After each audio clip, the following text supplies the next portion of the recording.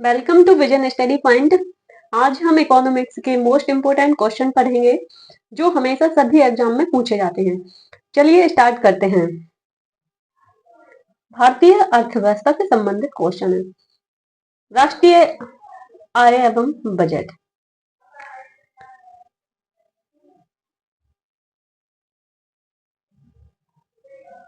भारत की राष्ट्रीय आय का आकलन करने वाली संस्था है राष्ट्रीय सांख्यिकी कार्यालय या केंद्रीय सांख्यिकी संगठन। स्वतंत्र भारत का पहला केंद्रीय बजट पेश किया गया था आर के षणमुखम चेट्टी ने। किसके द्वारा किया गया था? आर के षणमुखम चेट्टी के द्वारा। भारत में आर्थिक सर्वेक्षण को केंद्रीय बजट से अलग कर दिया गया था। कब? तो 1964 के बाद से इसको अलग कर दिया गया था।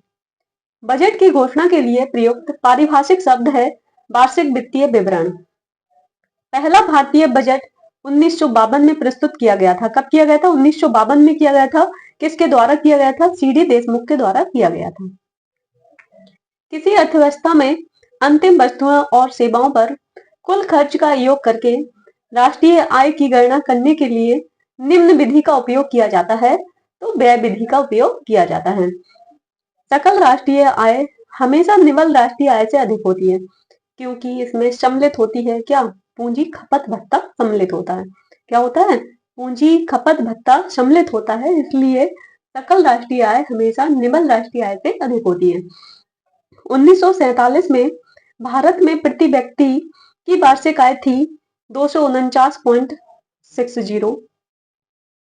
वस्तु एवं सेवा कर जीएसटी को घटकों में विभाजित किया गया, तो 3 घटकों में विभाजित किया गया है।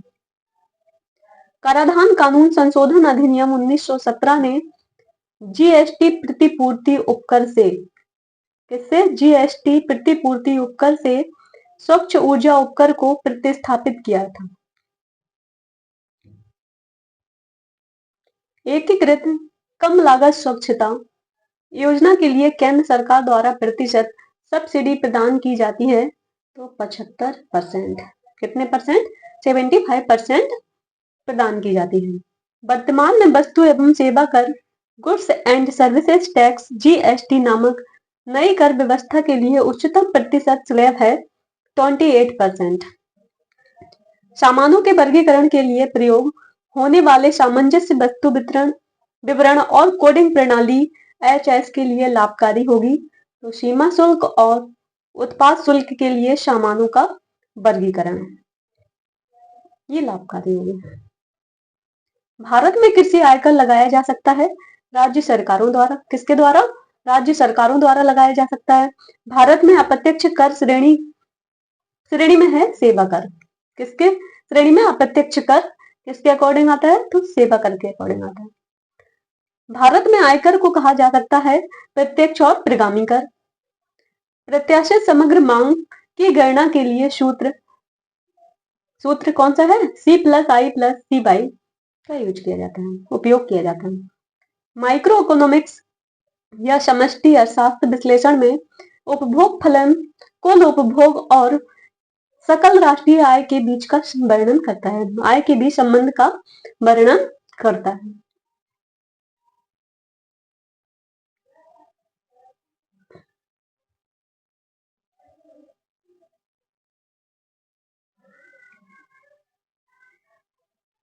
वह उत्पादन चक्र कहलाता है जिसमें कम से कम एक उत्पादन कारक स्थिर होता है।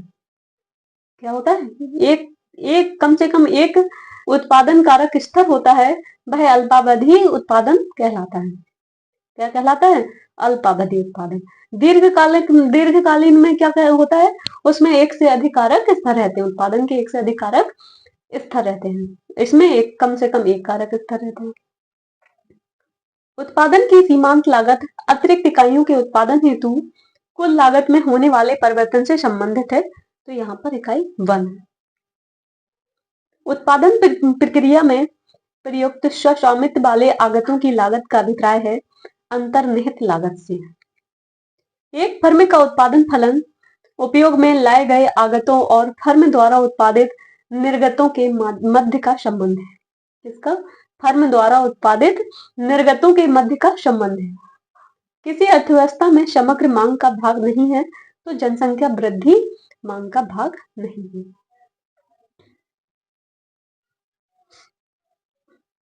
समष्टि अर्थशास्त्रीय विश्लेषण में सीमांत बचत प्रवृत्ति दर्शाती है किसी व्यक्ति की आय में प्रति इकाई परिवर्तन के फलस्वरूप उसकी बचत में परिवर्तन। आय में एक इकाई वृद्धि के परिणाम स्वरूप प्रत्याशित खपत में वृद्धि की दर कहलाती है सीमांत उपभोग प्रवृत्ति। क्या कहलाती है? सीमांत उपभोग प्रवृत्ति कहलाती है। किसी वस्तु या सेवा की एक अतिरिक्त इकाई खरीदने से उपभोक्ता को प्राप्त होने वाले अतिरिक्त संतुष्टि या लाभ को सीमांत उपयोगिता कहा जाता है। क्या कहा जाता है? सीमांत उपयोगिता कहा जाता है। कैसे? तो हम बोले जो अंतिम इकाई होती है या फिर अतिरिक्त इकाई हो तो उसको हम क्या बोलेंगे? सीमांत उपयोगिता बोलेंगे। जिससे हमें अतिरिक्त संतुष्टि प्राप्त हो वह सीमांत उपयोगिता कहलाती है। अर्थशास्त्र में कुल परिवर्तनीय लागत डिवाइड उत्पादन की इकाइयां बराबर क्या कहलाता है? औसत परिवर्तनीय लागत कहलाती है। अनाधिमान वक्र की प्रवणता मापी जाती है प्रतिस्थापन की सीमांत दर द्वारा। किसके द्वारा? प्रतिस्थापन की सीमांत दर द्वारा मापी जाती है। यदि औसत उत्पादन घट रहा है तो सीमांत उत्पादन पर यह औसत उत्पादन से कम होगा। इनकी क्या प्रभाव पड़ेगा? तो औसत उत्पादन से क्या होगा? कम होगा। यदि औसत उत्पादन घट रहा है तो सीमांत उत्पादन पर यह औसत उत्पादन से कम होगा या कम प्रभाव पड़ेगा। जब किसी वस्तु की सीमांत उपयोगिता कैसी होती है? धनात्मक होती है। तब तक व्यक्ति हमेशा उस वस्तु की अधिक मात्रा लेना पसंद करता है। यानी कि ऋणात्मक हो जाती है तो वो उतना पसंद नहीं करेगा, लेकिन जब तक उसकी धनात्मक रहती है सीमांत उपयोगिता तब तक वह व्यक्ति उस मात्रा को लेना पसंद करता है।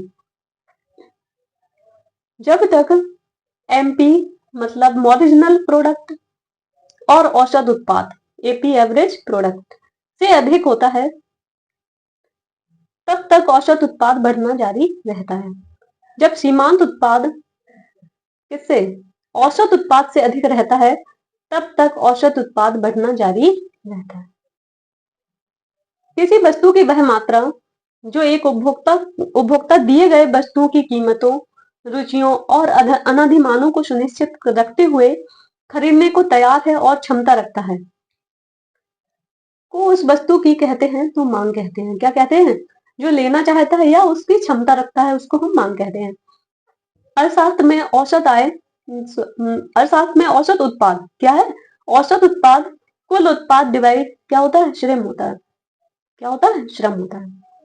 औसत परिवर्तनीय लागत और औसत निश्चित लागत के योग को कहा जाता है औसत लागत कहा जाता है। यह व्यवसाय चलने के दौरान मजदूरी, किराया और सामान के लिए दूसरों को किया जाने वाला प्रत्यक्ष भुगतान है सुनिश्चित लागत। क्या है? सुनिश्चित लागत है वह कीमत जिसमें उपभोक्ता द्वारा खरीदी गई मात्रा उत्पादकों द्वारा आपूर्ति की जाने वाली मात्रा के बराबर होती है। वह संतुलन कीमत कहलाती है। स्थिर पैमाने का प्रतिफल उत्पादन फलन की एक विशेषता है। यह तब तक होता है जब सभी आगतों में समानुपातिक वृद्धि के फलस्वरूप निर्गत में भी उसी अनुपात में वृद्धि होती है। उत्पादन के 4 कारक हैं। कौन कौन से? भूमि, श्रम, पूंजी और उद्यमिता। कौन कौन से हैं? भूमि, श्रम, पूंजी और उद्यमिता। अल्पकालीन औसत लागत के बराबर होती है तो औसत परिवर्ती लागत प्लस औसत नियत लागत। ये अल्पकालीन औसत लागत के बराबर होती है किसके? औसत परिवर्ती लागत प्लस औसत नियत लागत के बराबर होती है। उत्पादन के चरण में सीमांत उत्पाद का वक्र ऋणात्मक क्षेत्र में गमन करता है तो चरण 2 में। उत्पादन के सेकंड चरण में, कौन से चरण में? सेकंड चरण में सीमांत उत्पाद का वक्र ऋणात्मक क्षेत्र में गमन करता है। प्रतिवर्ती निवेश की उत्पादन की प्रति इकाई के रूप में परिभाषित किया जाता है औसत उत्पाद को। किसको किया जाता है? तो औसत उत्पाद को परिभाषित किया जाता है। इस उत्पादन फलन में उत्पादन के सभी कारक परिवर्तनशील होते हैं। तो परिवर्तनशील होते हैं, तो दीर्घकालीन उत्पादन फलन में सभी कारक कैसे होते हैं? परिवर्तनशील होते हैं।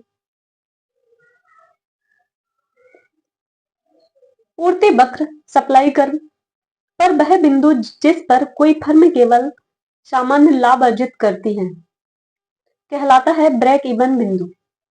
ब्रेक इवन बिंदु कहलाता है जिसमें सामान्य लाभ अर्जित करती है।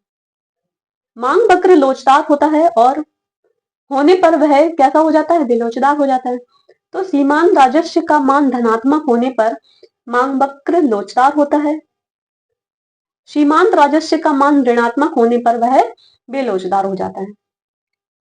किसी वस्तु की मांग में प्रतिशत परिवर्तन को किसी वस्तु की मांग में प्रतिशत परिवर्तन को उसकी कीमत में प्रतिशत परिवर्तन से विभाजन कहा जाता है क्या? मांग की कीमत लोच।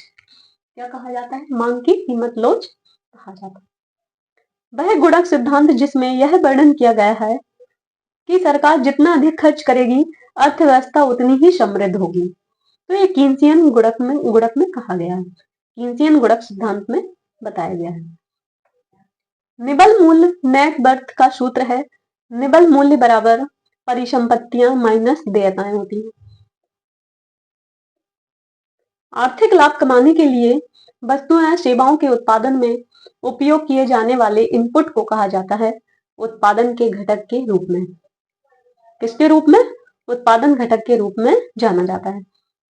किसी चर के नियोजन मूल्य या नियोजित मूल्य के विपरीत उसके वास्तविक या साधित मूल्य को कहा जाता है यथार्थ प्रेरक। क्या कहा जाता है? यथार्थ प्रेरक कहा जाता है। परिवर्ती अनुपात के नियम के कारण, किसके? परिवर्ती अनुपात नियम के कारण अल्पकालिक सीमांत लागत वक्र यू आकृति का होना है।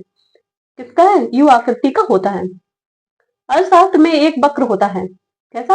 अर्थशास्त्र में एक संयोजक वक्र होता है जो एक ग्राफ पर अंकित होने पर उन दो कारकों के सभी संयोजनों को दर्शाता है जो एक दिए गए आउटपुट का उत्पादन करते हैं।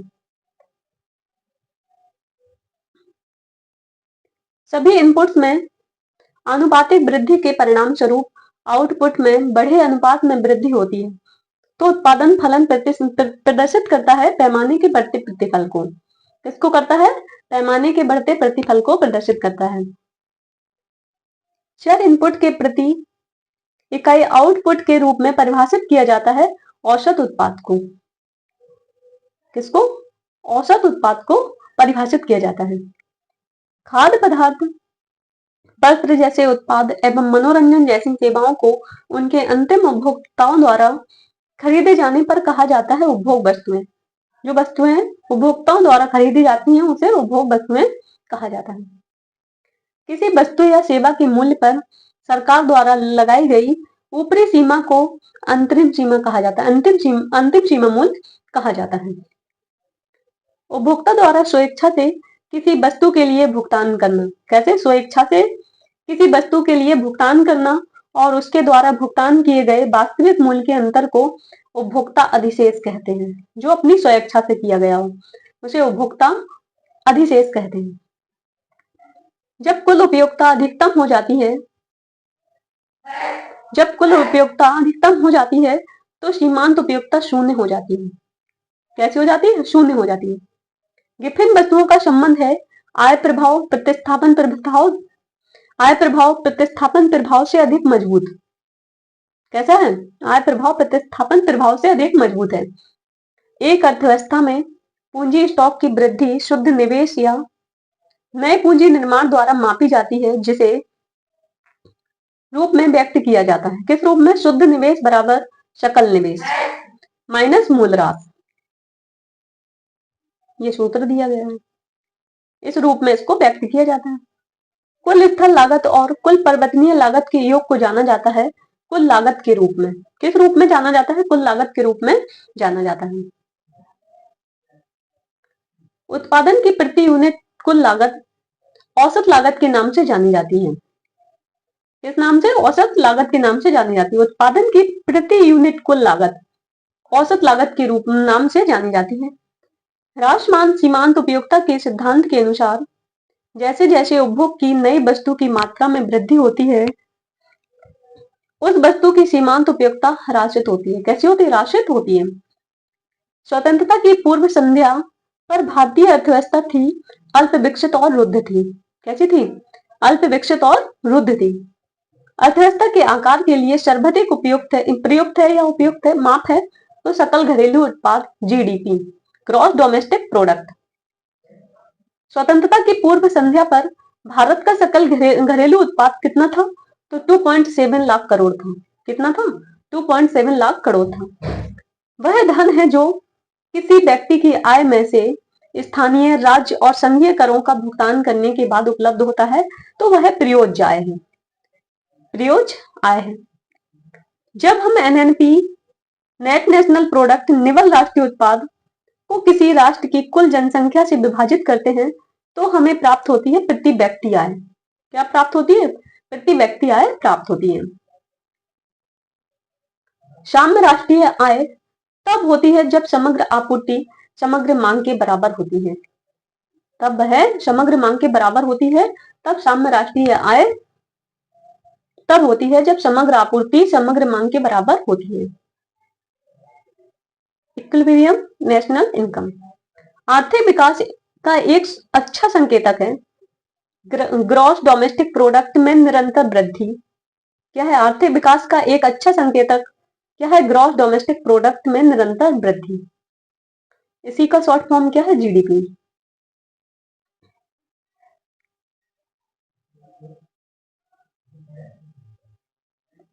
हमें सकल घरेलू उत्पाद, जीडीपी का आकलन करते समय केवल तैयार माल के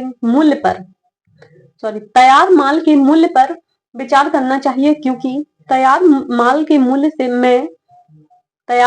मूल्य में पहले से ही मध्यवर्ती माल का मूल्य शामिल होता है। क्या होता है? मध्यवर्ती माल का मूल्य शामिल होता है। हिंदू वृद्धि दर नामक शब्द, कौन सा शब्द? हिंदू वृद्धि दर नामक शब्द ने गढ़ा, यानी कि किसने दिया है? तो राजकृष्ण, जिसे भारतीय अर्थव्यवस्था में निम्न वृद्धि दर वाली अवधि के रूप में संदर्भित किया जाता है। किसको?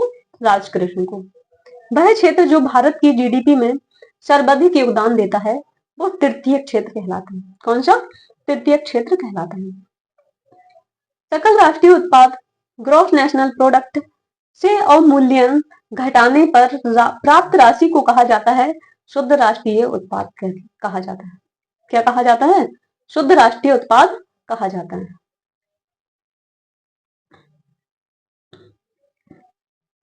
Net national product, NNP. NNP बराबर जीएनपी माइनस डिप्रेसिएशन या मूल्यह्रास। इसको हम क्या कहते हैं? मूल्यह्रास।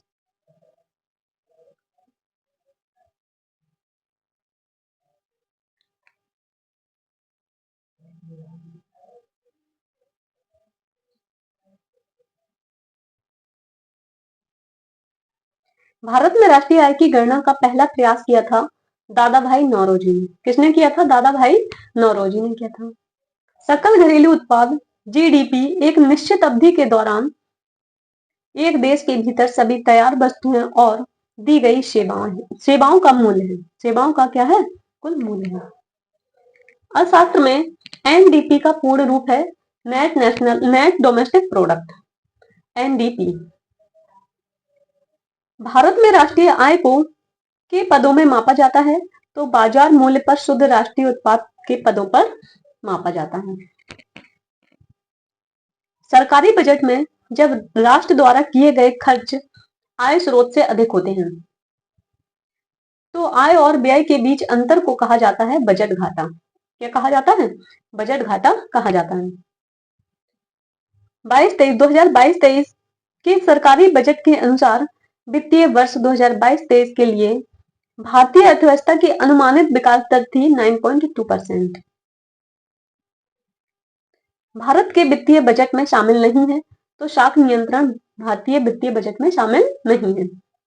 अर्थशास्त्र में बजट अधिशेष, बजट सप्लाई सरप्लस का अर्थ है क्या है? बजट अधिशेष या बजट सरप्लस का अर्थ है जब एकत्रित राजस्व आवश्यक व्यय से अधिक हो। क्या होता है? जब एकत्रित राजस्व आवश्यक व्यय से अधिक हो। जब लोगों को बजट के माध्यम से वित्त पोषित किया जाता है और सार्वजनिक वस्तुओं को किसी भी प्रत्यक्ष भुगतान से मुक्त उपलब्ध कराया जाता है तो इसे सार्वजनिक व्यवस्था कहा जाता है। क्या कहा जाता है? सार्वजनिक व्यवस्था कहा जाता है। वित्तीय वर्ष को बदलकर जनवरी से दिसंबर तक करने वाला पहला भारतीय राज्य मध्य प्रदेश है। कौन सा है पहला राज्य? मध्य प्रदेश है। वित्तीय वर्ष से लंबित मतदान के हिस्से के लिए लोकसभा द्वारा किए गए अनुमानित व्यय के लिए अनुदान कहा जाता है, लेखा अनुदान कहा जाता है। क्या कहा जाता है? लेखा अनुदान कहा जाता है। केंद्रीय रेलवे बजट को सामान्य बजट के साथ प्रतिस्थापित विलय वर्ष कब किया गया था? 2017-18 में किया गया था। संसाधनों के उपयोग करने की आवश्यकता और उन्हें भविष्य के लिए संरक्षित करना, इन दोनों को संतुलित करने को कहा जाता है सतत विकास दर। क्या कहा जाता है? सतत विकास दर कहा जाता है।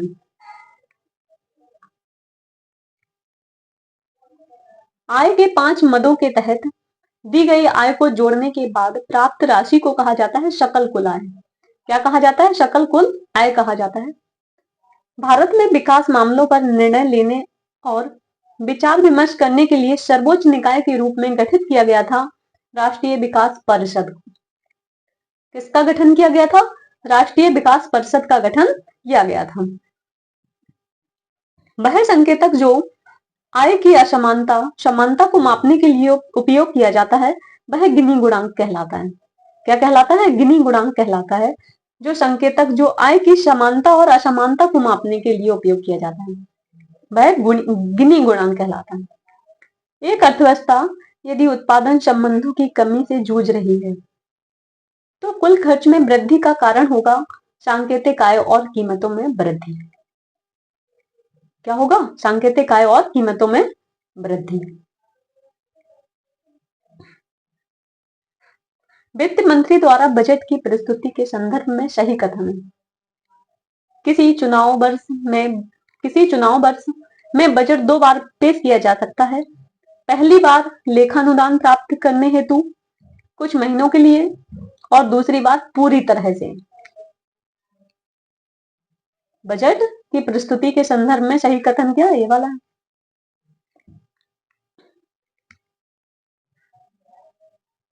ये क्वेश्चन आए हुए हैं प्रीवियस ईयर में, सभी एग्जाम में आरओ एसएससी इसमें आते रहते हैं, पीसीएस। वह बजट जिसमें प्रत्येक अवधि के लिए सभी खर्चों को न्यायोचित होना चाहिए शून्य आधारित बजट पर। कौन से बजट पर? बजट में तो शून्य आधारित बजट। रेल बजट के संदर्भ में सही कथन है तो ये तीनों सही है। उसमें कौन कौन से? भारतीय रेल का बजट संसद में अलग से प्रस्तुत किया जाता है और इसे अलग से निपटाया जाता है वर्ष 2015 तक के लिए। प्राप्तियों और व्यय से जुड़ी राशि वार्षिक वित्तीय विवरण अथवा बजट से जोड़ी जाती है। किससे जोड़ी जाती है? बजट से जोड़ी जाती है। रेल की प्राप्तियां और व्यय भारत की समेकित निधि का हिस्सा है तो ये तीनों ऑप्शन क्या है? राइट थे। भारत का आर्थिक सर्वेक्षण प्रत्येक वर्ष सरकारी तौर पर प्रकाशित किया जाता है तो भारत सरकार के वित्त मंत्रालय द्वारा। किसके द्वारा प्रकाशित किया जाता है? भारत सरकार के वित्त मंत्रालय द्वारा। भारत में प्रति व्यक्ति आय कम हो रही है किसके कारण? जनसंख्या वृद्धि के कारण। प्राथमिक घाटा को मापा जाता है राजकोषीय घाटा माइनस ब्याज भुगतान। कैसे मापा जाता है? ब्याज भुगतान माइनस कर देंगे राजकोषीय घाटा से। भारत की राष्ट्रीय अर्थव्यवस्था का सबसे बड़ा स्रोत है सेवा कर। कौन सा स्रोत है? सेवा कर है, सेवा क्षेत्र है। संयुक्त राष्ट्र विकास कार्यक्रम यूएनडीपी ने निर्धनता की निम्नलिखित श्रेणी की पहचान की है। वह श्रेणी क्या है? आय निर्धनता और मानव निर्धनता। भारत सरकार की न्यूनतम आय का स्रोत है सीमा शुल्क। क्या है? सीमा शुल्क। सबसे बड़ा स्रोत सेवा क्षेत्र था। यहाँ पर न्यूनतम आय का स्रोत क्या है? सीमा शुल्क है। केंद्रीय सरकार की पूंजी बजट प्राप्तियों का अव्यय नहीं है तो कर प्राप्तियां नहीं है। आर्थिक क्रिया नहीं है स्वैच्छिक समाज सेवा क्या है? जो समाज सेवा हम लोग करते हैं वो हमारी आर्थिक क्रिया नहीं है।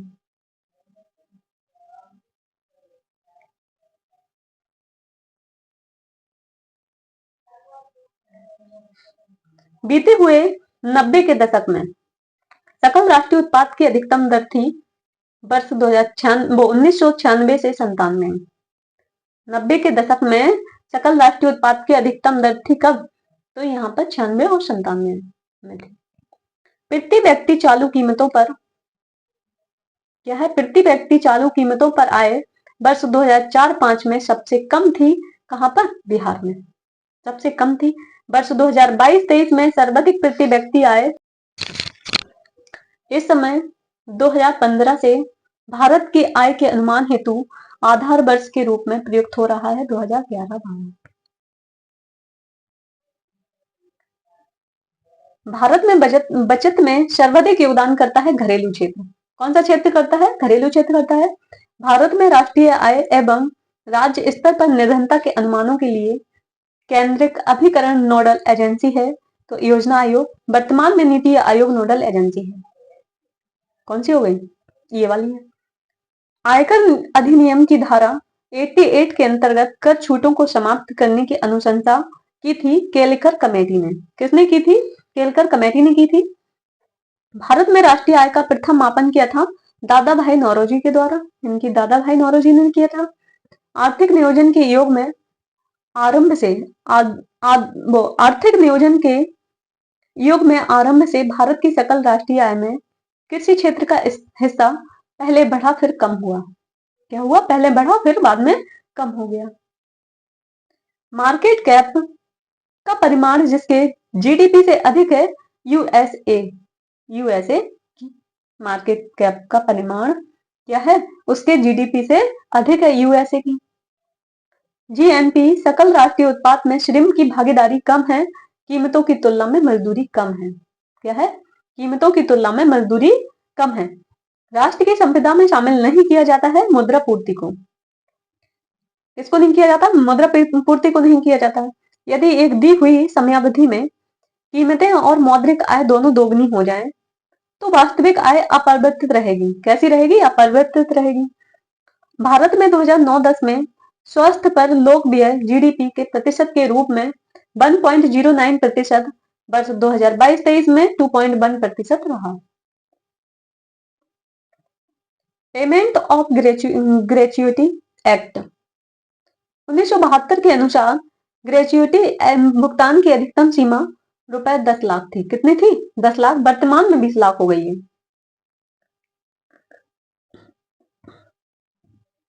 भारत में कर्मचारियों के महंगाई भत्ते के निर्धारण का आकार उपभोक्ता मूल्य सूचकांक के अंतर्गत निर्धारित किया जाता है।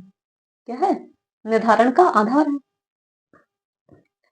भारतीय अर्थव्यवस्था ने सर्वाधिक समृद्धि दर प्राप्त की है कब? 2006 और 7 में सर्वाधिक समृद्धि दर प्राप्त की है। आयकर विभाग द्वारा जारी पैन कार्ड प्रयोग नहीं किया जा सकता है पते का प्रमाण। पते के प्रमाण के रूप में उसको प्रयोग नहीं किया जाता है।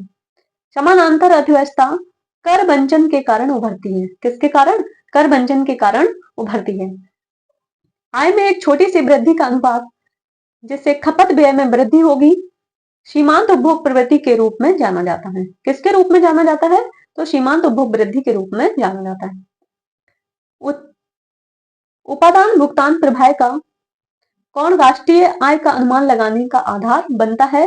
राष्ट्रीय वितरण कोण। क्या बनता है? राष्ट्रीय वितरण कोण उसका आधार बनता है। सबसे पहले यह तर्क दिया कि उच्च घाटे की स्थिति में लोग अधिक बचत करते हैं डेविड रिकार्डो ने। किसने किया? डेविड रिकार्डो ने दिया।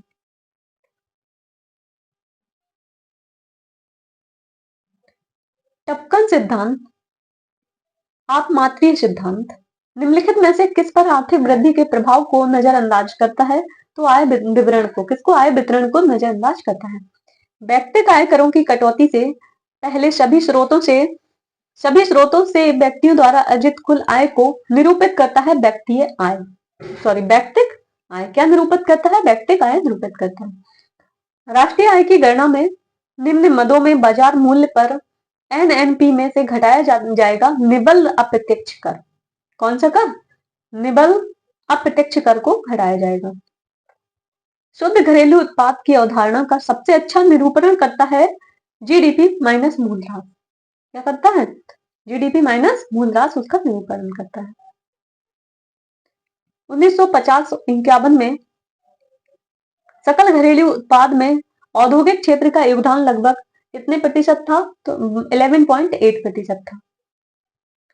राष्ट्रीय आय लेखांकन में अंतिम और मध्यवर्ती वस्तुओं सेवाओं के बीच अंतर करना महत्वपूर्ण है, क्योंकि यह आर्थिक विकास और उत्पादकता की अधिक सटीक माप करने में सहायता करता है।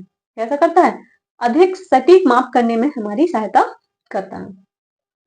यह राष्ट्रीय आय को मापने की व्यय विधि का उचित रूप से कथित घटक नहीं है, तो निर्यात और आयात व्यय।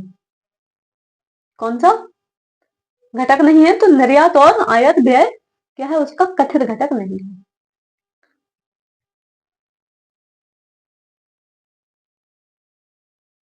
राष्ट्रीय आय का व्यापक संकीर्ण अवधारणा का सही क्रम क्या है? तो पहले कारक लागत पर सकल राष्ट्रीय उत्पाद माइनस कारक लागत पर निवल राष्ट्रीय उत्पाद माइनस व्यक्तिक व्यक्तिक आय, फिर क्या है? बाद में व्यक्तिक प्रयोज्य आय। ये हमें क्रम से लगाना, माइनस नहीं है। ये क्या है? क्रम से लगाना है हमको।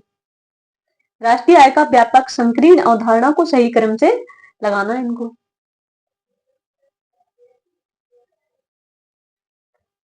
पहला, निबल आर्थिक कल्याण एनईडब्ल्यू की गणना करते समय निम्न मदों में जीएनपी में से घटाया जाता है शहरी जीवन की भीड़ के समायोजनों। क्या है? निबल आर्थिक कल्याण की गणना करते समय निम्न मदों में जीएनपी में से घटाया जाता है क्या? शहरी जीवन की भीड़ के समायोजन को घटाया जाता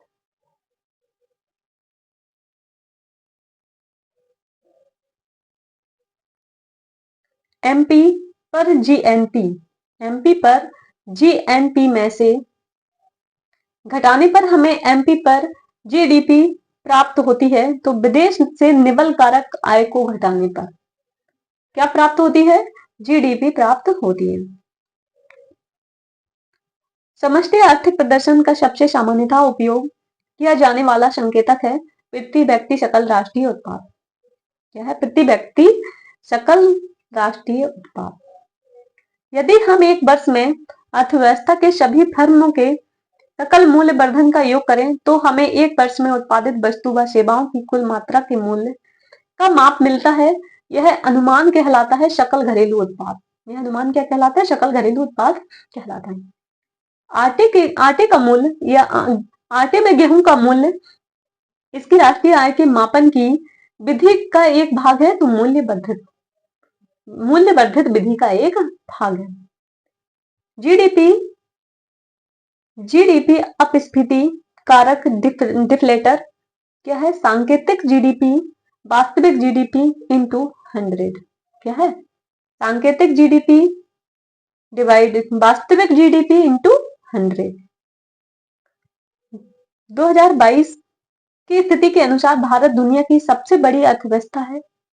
नाम मात्र जीडीपी द्वारा मापा गया है, तो पांचवी, दुनिया की पांचवी सबसे बड़ी अर्थव्यवस्था है। किसी भी अर्थव्यवस्था में जनता द्वारा संचित धन या संचित धन निष्क्रिय का आय वेग के बराबर होता है, शून्य होता है। किसके बराबर होता है? शून्य होता है। किसी देश में जीवन का स्तर प्रतिनिधित्व करने के लिए निम्न मापदंड है प्रति व्यक्ति आय। क्या है? प्रति व्यक्ति आय है। निश्चित अवधि के दौरान राज्य की सीमाओं में उत्पादित सभी वस्तुओं और सेवाओं के मूल्य के एक मौद्रिक संदर्भ में एक उपाय के रूप में परिभाषित किया जाता है जीएसडीपी को। किसको किया जाता है? जीएसडीपी को परिभाषित किया जाता है। विभिन्न देशों को वर्गीकृत करने में विश्व बैंक द्वारा उपयोग किया जाने वाला मुख्य मापदंड है प्रति व्यक्ति आय। क्या है? प्रति व्यक्ति आय है।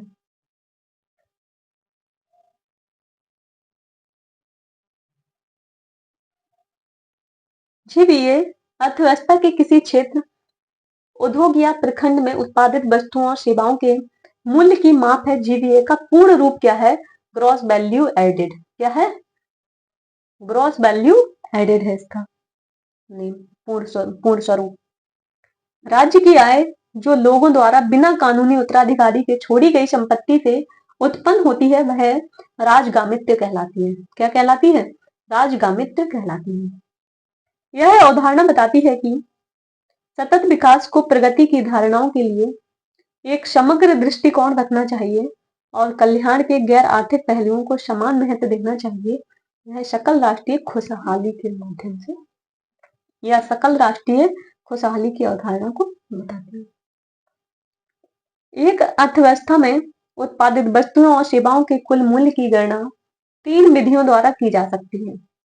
आय विधि, व्यय विधि और मूल्य वर्धित विधि या उत्पाद विधि।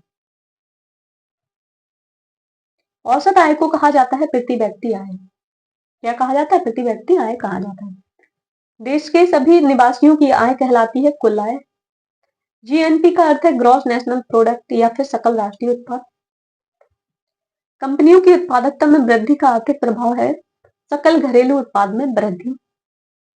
क्या है? सकल घरेलू उत्पाद में वृद्धि। निवल राष्ट्रीय उत्पाद बाजार की कीमत माइनस अप्रत्यक्ष कर या फिर उपदान या उपादान। क्या है? राष्ट्रीय आय कहलाता है। व्यक्तिक प्रयोग आय, व्यक्तिक आय, व्यक्तिक कर अदायगी, गैर कर अदायगी। क्या कहलाता है? व्यक्तिक प्रयोग आय। राष्ट्रीय आय अवतरित लाभ परिवार द्वारा की गई निवल ब्याज अदायगी, निगम कर प्लस सरकारी और फर्मों से परिवारों को की गई अंतरण अदायगी कहलाती है व्यक्तिक आय। भारतीय अर्थव्यवस्था के प्राथमिक, द्वितीयक और तृतीयक क्षेत्रों में उत्पादन का योग देता है सकल घरेलू उत्पाद। क्या देता है? सकल घरेलू उत्पाद देता है। राष्ट्रीय आय का आकलन करते समय निम्न गणना नहीं की जाती है। गृहिणी की सेवाएं जो हम लोग करते रहते हैं घर में काम, वो हमारी राष्ट्रीय आय में आकलन नहीं किया जाता। भारत में पहली बार वैज्ञानिक तरीके से राष्ट्रीय आय की गणना करने वाले अर्थशास्त्री हैं BKRV राव। कौन है? BKRV राव। अर्थव्यवस्था के संदर्भ में मध्यवर्ती वस्तु से आशय है पुनर्विक्रय या अन्य वस्तुओं के उत्पादन के लिए उद्योगों के बीच बेची जाने वाली वस्तु है।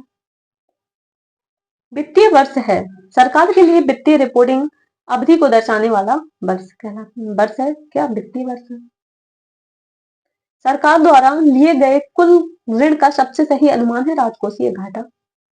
वर्ष 2023-24 के बजट के अनुसार सरकार द्वारा प्रत्येक 1 रुपए की प्राप्ति में कॉरपोरेशन टैक्स होता है 15 पैसे। कितना होता है कॉरपोरेशन टैक्स? 15 पैसे होता है। सरकार की राजस्व प्राप्ति का एक उदाहरण है सरकार द्वारा संग्रहित जीएसटी। क्या है? सरकार द्वारा संग्रहित जीएसटी कर। निम्न राज्य ने अपनी वार्षिक वित्तीय योजना के एक भाग के रूप में मार्च 2022 में पहली बार चाइल्ड बजट प्रस्तुत किया था मध्य प्रदेश। केंद्रीय बजट में राष्ट्रीय निवेश और अवसंरचना कोष नामक भारत के सब पहले संप्रभु धन कोष की घोषणा की थी 2015 और 16 में की थी। केंद्रीय बजट 2022-24 में 22 से 24 में भारत सरकार ने 7 प्राथमिकताओं को अपनाया है जिन्हें कहा जाता है सप्तऋषि। क्या कहा जाता है? सप्तऋषि कहा जाता है।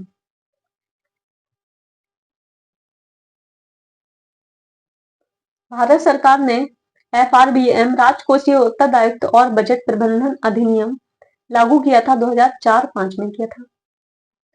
निम्न मद में सरकारी बजट के गैर योजनागत राजस्व व्यय का हिस्सा नहीं है तो राज्यों और केंद्र शासित प्रदेशों के लिए केंद्रीय सहायता इसका हिस्सा नहीं है। सरकारी बजट के स्थायित्वकारी कार्य में मुख्य रूप से शामिल होता है मांग को बढ़ाने या घटाने के लिए हस्तक्षेप। क्या शामिल होता है? मांग को बढ़ाने या घटाने के लिए हस्तक्षेप शामिल होते हैं। प्रधानमंत्री आत्मनिर्भर स्वस्थ भारत योजना की घोषणा केंद्रीय बजट में की गई थी 21-22 में, 2021-22 में की गई थी। भारत सरकार ने पहली बार अपने वक्तव्य में बजटीय आवंटन की लैंगिक संवेदनशीलता को शामिल किया था, 2005 और 6 में किया था। सरकारी बजट के कार्यों में से एक है आय और संपत्ति का पुनर्वितरण। केंद्रीय बजट 2023-24 में भारत सरकार ने योजना के तहत 500 रुपए नए अपशिष्ट से आमदनी संयंत्र स्थापित करने का निर्णय लिया था। तो गोवर्धन योजना के तहत, इस योजना के तहत, गोवर्धन योजना के तहत 500 रुपए नए अपशिष्ट से क्या लिखा है, आमदनी लिखा हुआ, क्या है, आमदनी संयंत्र स्थापित करने का निर्णय लिया था गोवर्धन योजना के तहत। वार्षिक वित्तीय वितरण सरकार की प्राप्तियों और भुगतान को दर्शाता है। आकस्मिक निधि, लोक लेखा और संचित निधि। पूंजी बजट का एक घटक है गैर योजनागत पूंजीगत व्यय। यह है गैर योजनागत और पूंजीगत व्यय। भारत का केंद्रीय बजट सर्वाधिक बार प्रस्तुत किया है किसके द्वारा? तो मोरारजी देसाई ने किया है, सबसे अधिक बार बजट प्रस्तुत किया है। यदि प्राथमिक घाटे और ब्याज के भुगतान दोनों को दोगुना कर दिया जाए तो राजकोषीय घाटे में परिवर्तन होगा कितना? 100%, वो बढ़ जाएगा। स्वतंत्र भारत के प्रथम वित्त मंत्री थे आर के षणमुखम चेट्टी। कौन थे? आर के षणमुखम चेट्टी थे। एक राष्ट्र की संपत्ति में वृद्धि नहीं करेगा सब्सिडी के रूप में करों का पुनर्वितरण करके। भारत का आर्थिक सर्वेक्षण के मार्गदर्शन में तैयार किया जाता है मुख्य आर्थिक सलाहकार को। किसको किया जाता है? मुख्य आर्थिक सलाहकार को शामिल किया जाता है। राजस्व प्राप्तियां और नॉन डेट कैपिटल विशिष्ट एनडीसीआर के योग और कुल व्यय के बीच में अंतर को कहा जाता है राजकोषीय घाटा कहा जाता है। क्या कहा जाता है? राजकोषीय घाटा कहा जाता है। राजकोषीय नीति किसी देश की सरकार को प्रवाह को नियंत्रित करने में मदद करती है। तो कर राजस्व प्रवाह को, किसको? राजकोषीय नीति किसी देश की सरकार को कर राजस्व प्रवाह को नियंत्रण करने में क्या करती है? मदद करती है। राजकोषीय नीति की अवधारणा मूल रूप से जॉन मैनार्ड कीन्स के विचारों पर आधारित है। राजकोषीय नीति की अवधारणा किसके विचारों पर आधारित है? तो जॉन मैनार्ड कीन्स के विचारों पर आधारित है। उस समय होता है जब मौजूदा खर्च मानक संचालन के माध्यम से प्राप्त आय से अधिक हो जाता है, तो बजट घाटा। क्या होता है? उस समय होता है जब मौजूदा खर्च मानक संचालन के माध्यम से आय से अधिक हो जाता है, क्या? बजट घाटा। सरकार के कुल राजस्व और कुल व्यय के बीच के अंतर को कहा जाता है राजकोषीय घाटा कहा जाता है। भारत का पहला आर्थिक सर्वेक्षण 1950-51 में प्रस्तुत किया गया था। जब सरकार करों को कम करती है और सरकारी व्यय को बढ़ाती है तो इस प्रकार की राजकोषीय नीति विस्तारवादी राजकोषीय नीति कहलाती है। क्या कहलाती है? विस्तारवादी राजकोषीय नीति कहलाती है। सरकार द्वारा ऋण का भुगतान का एक उदाहरण है तो पूंजीगत व्यय का एक उदाहरण है। सरकार बजट घाटे के वित्त पोषण के लिए उधार ले रही है का असर होगा ब्याज दरों पर ऊपर की ओर दबाव डाला जाएगा। क्या असर पड़ेगा? ब्याज दरों पर ऊपर की ओर दबाव डाला जाएगा।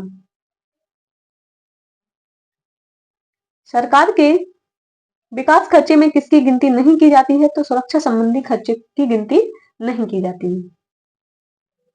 भारत में शून्य आधारित बजट प्रणाली पहली बार प्रयोग किया गया था 1987 में, 1987 में प्रयोग किया गया था। केंद्रीय बजट की तैयारी और प्रस्तुति के लिए जिम्मेदार है आर्थिक मामलों के विभाग जिम्मेदार है। कौन जिम्मेदार है इसका? तो आर्थिक मामलों के विभाग है वो जिम्मेदार है। केंद्रीय बजट 2019-20 के अनुसार भारतीय अर्थव्यवस्था कब तक यह $5 ट्रिलियन की अर्थव्यवस्था बनने वाली है? तो 2024-25 की अर्थव्यवस्था। केंद्र सरकार की गैर योजना व्यय का अंग नहीं है, तो विद्युतीकरण पर खर्च गैर योजना व्यय का अंग नहीं है। ऑप्शन के अकॉर्डिंग है क्वेश्चन का आंसर। भारत के बजट में घाटे का सबसे बड़ा हिस्सा है राजकोषीय घाटा। किसका हिस्सा है? राजकोषीय घाटा का सबसे बड़ा हिस्सा है। आज के लिए बस इतना ही। नेक्स्ट वीडियो में हम राजकोषीय घाटा के मोस्ट इंपोर्टेंट क्वेश्चन को सॉल्व करेंगे, जिसकी लिंक इसी डिस्क्रिप्शन बॉक्स में मिल जाएगी। Thanks for watching, share and subscribe my channel.